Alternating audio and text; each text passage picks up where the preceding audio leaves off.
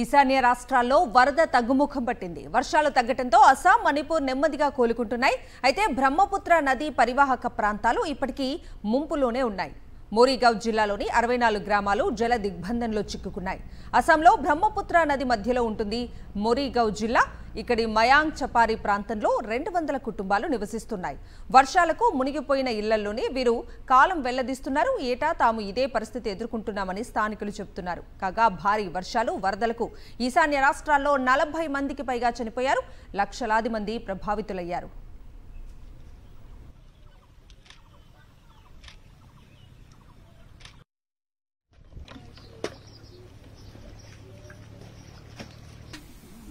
আৰু ঘৰত কিমান নষ্ট হৈছে এইবিলাকতো পেলাই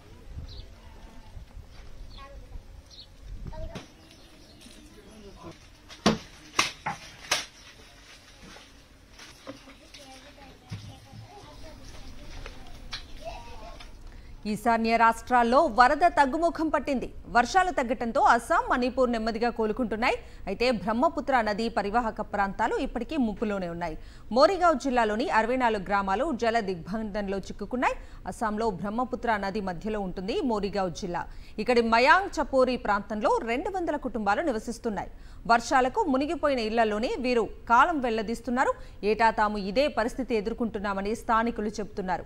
కాగా భారీ వర్షాలు, వరదలకు ఈశాన్య రాష్ట్రాల్లో 40 మందికి పైగా చనిపోయారు. లక్షల మంది ప్రభావితులయ్యారు.